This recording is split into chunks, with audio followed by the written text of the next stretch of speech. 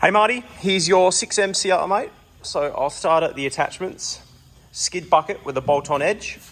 And then you've got your, that's the 450mm, 600, and then the 350. They've all got the sand blades over the teeth. And the teeth, so you knock the outside two teeth out, pull it off, and then slide the digging teeth on and knock the pins back in.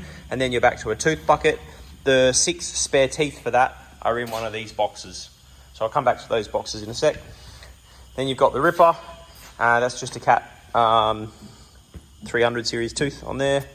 And then that is your weld-on head plate, spare for an attachment.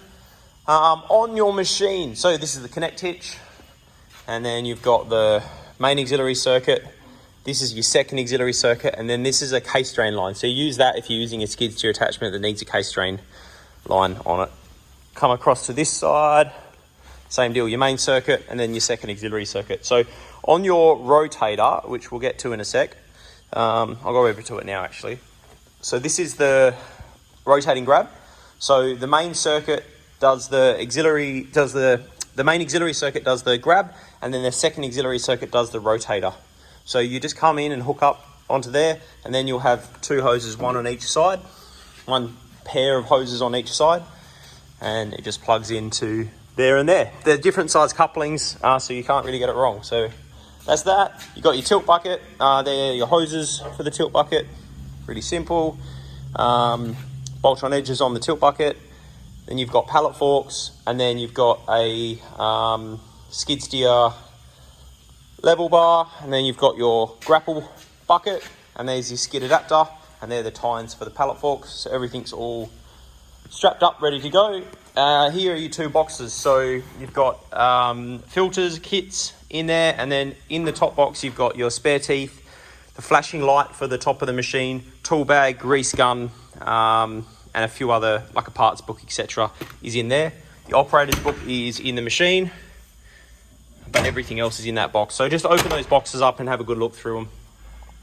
I'll do a walk around the machine for you. So you got your emergency stop over on top of the bonnet here.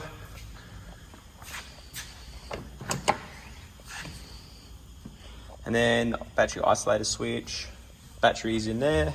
You can't operate it without the lid on the battery, so make sure the lid goes on the battery. So the additional counterweight on the back.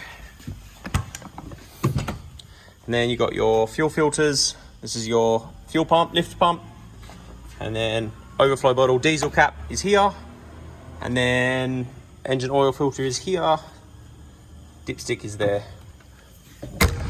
There are rear view cameras up in there, rear work light, and like I say, that flashing light is inside the box, just so it doesn't get damaged in transport. Okay, so jumping up into the machine, UHF, emergency stop is there, fire extinguisher behind the cab there.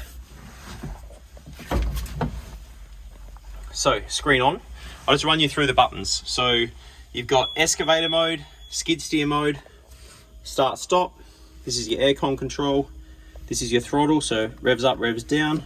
And then you've got auto idle, wipers, lights, beacon, continuous flow switch. So if you're running an attachment that needs continuous flow, you just turn that on and then you get continuous flow. Then you've got your turn off the travel alarm button in case it's really you need some quiet. And then across to this side, you've got your quick hitch switch. This is the alarm override. So if you're lifting something with the lifting iron, you don't have an attachment on, the screen's going to be flashing at you and it's going to be alarming.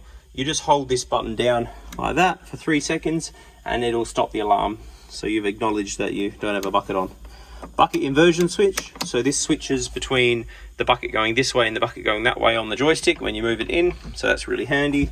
And then coupling mode. So I'll send you a link to another video which shows you how to put it into skid steer mode and how to operate coupling mode, etc. But that's just a quick little walk around on your specific machine, and look forward to you digging some holes with it, mate. Talk soon.